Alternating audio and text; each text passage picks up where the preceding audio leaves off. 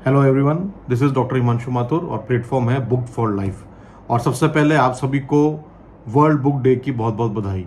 Yes, today is 23rd of April and it is celebrated as world book day throughout the globe. और मेरा ये book for life series भी मैंने exactly एक साल पहले ही स्टार्ट करी थी and we are going strong thanks to you.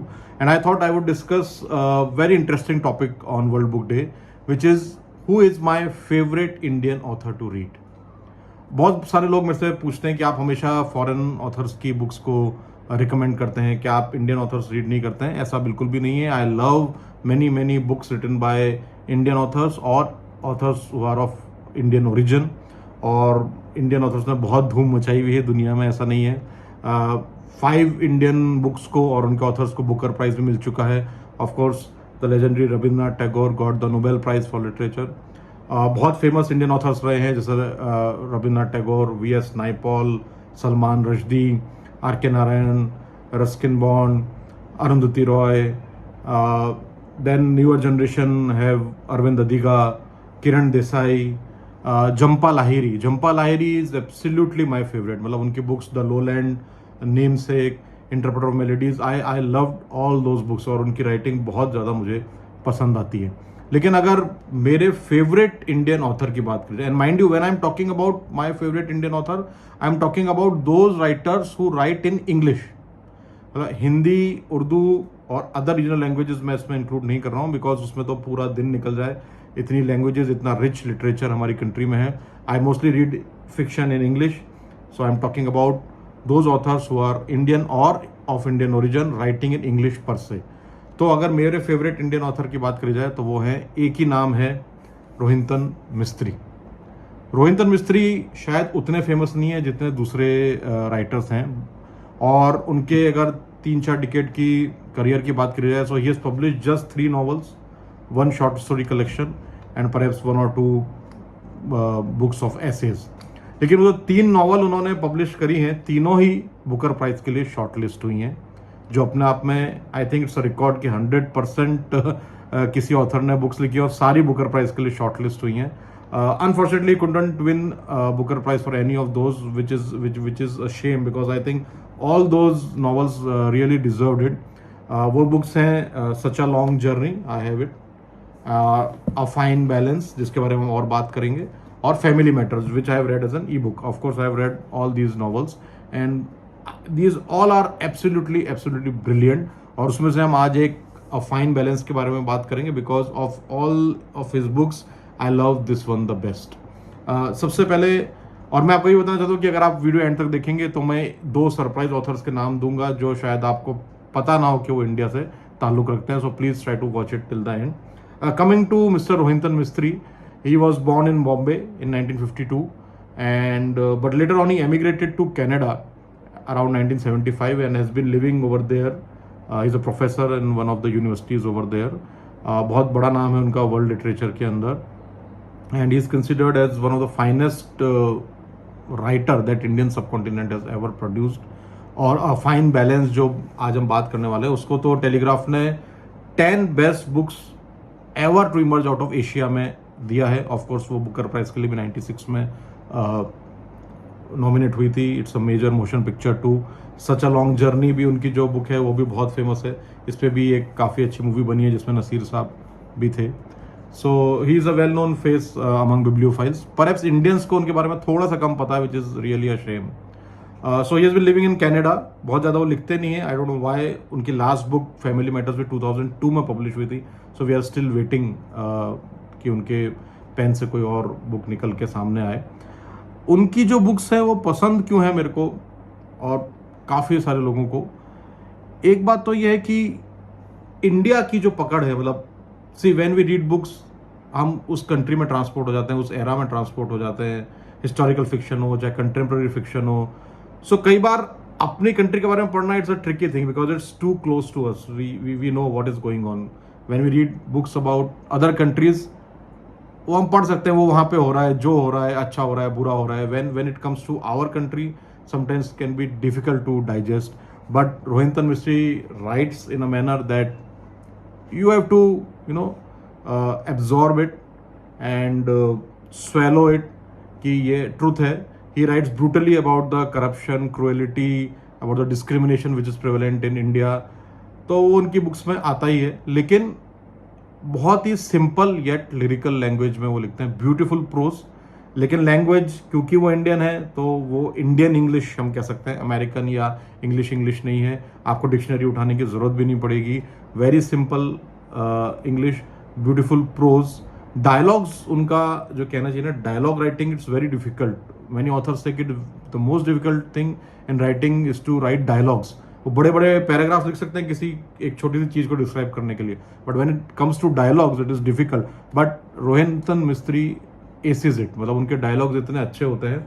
और हमको उसके बीच बीच में हिंदी के वर्ड हाँ जी लिखा हुआ आ जाएगा. जैसे when we read some other books उसमें कुछ फ्रेंच वर्ड्स आते हैं, जर्मन वर्ड्स आते हैं. So when you read his books उसमें कुछ हिंदी की स्लैंग भी आते रहते हैं. सो एक अपनेपन की फीलिंग आती है.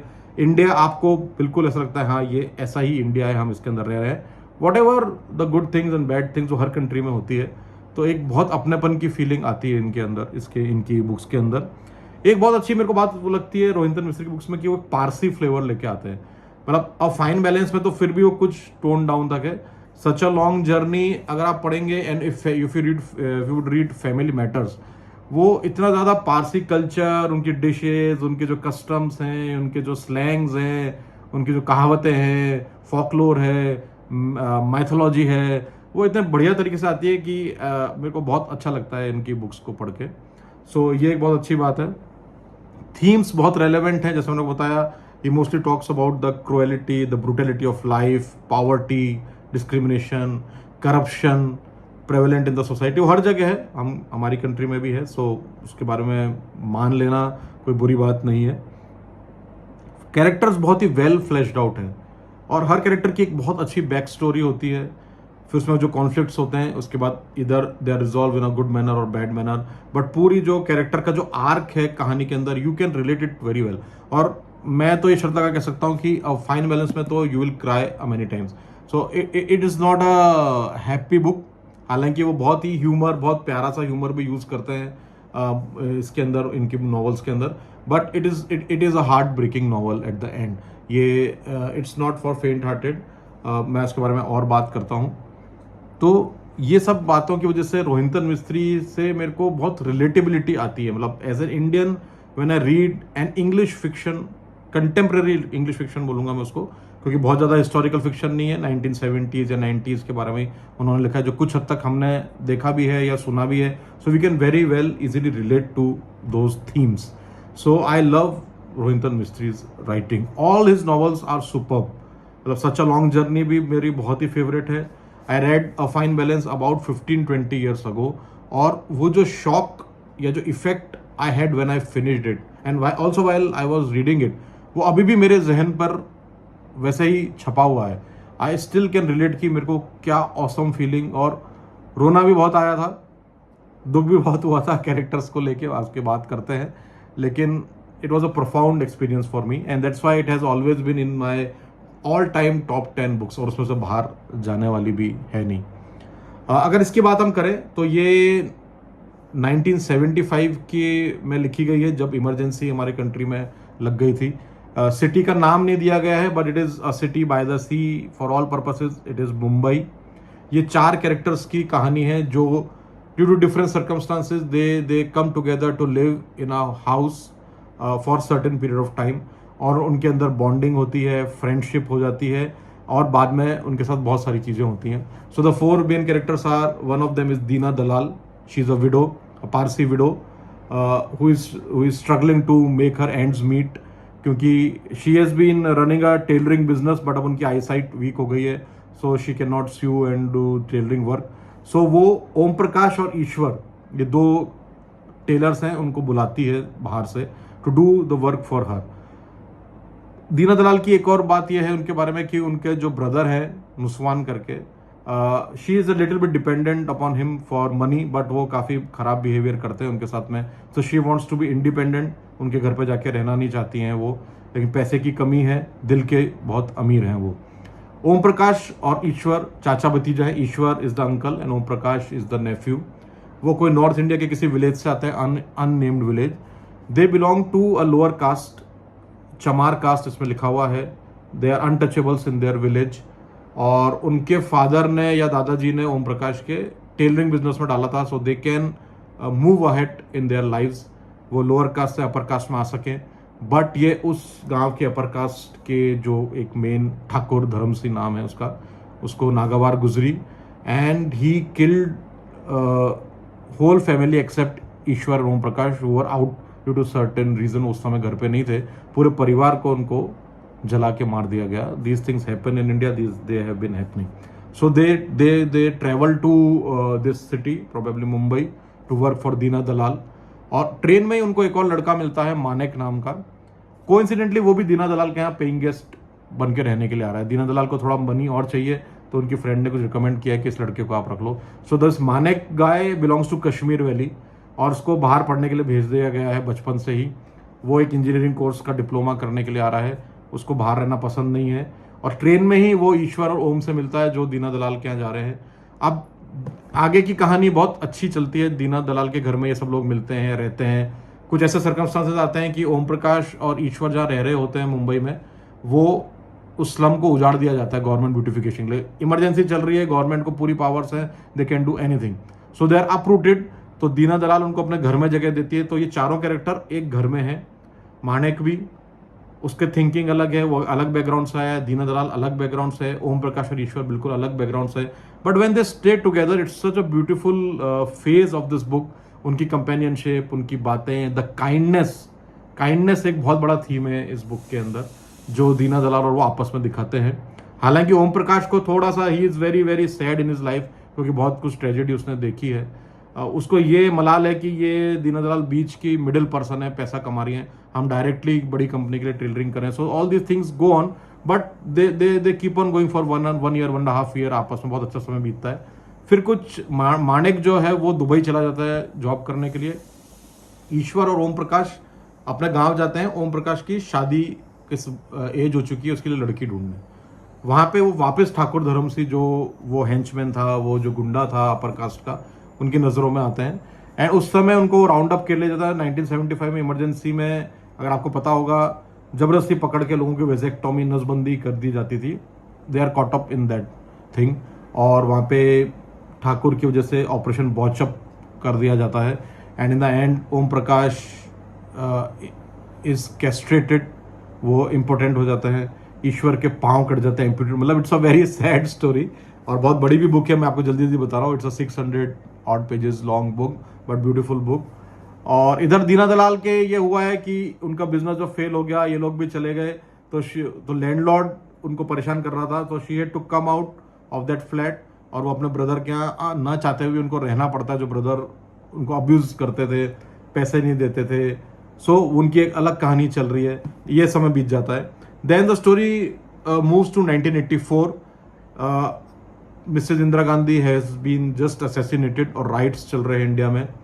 उस समय मानेक जो दुबई था पिछले 6-7 साल से, and he was living rather good life, वो वापस आता है और मिलने जाता है दीना दलाल से। वो अपने घर पे जाता है, उसके फादर का फ्यूनरल होता है, उसको बहुत सारी बातें पता चलती है। उसके एक दोस्त था, उसने भी सुसाइड कर लिया है। So his world is shattered. वो एक फील गुड फैक्टर से आता है, बट इंडिया में आके वो दीना दलाल से भी जाके मिलता है, तो उसे पता चलता है कि उनकी हालत भी बहुत ख़राब है।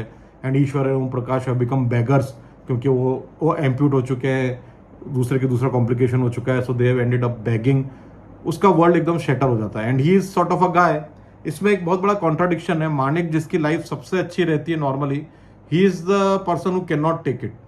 मतलब वैसे वो सबसे अच्छा है, सबसे पैसा वाला भी है, but he can not take these ups and downs, these sorrows of life, and he ends up in a bad way in the book. मैं स्पॉइलर नहीं दूंगा आपको, और वो बहुत हार्ट ब्रेकिंग एंड होता है।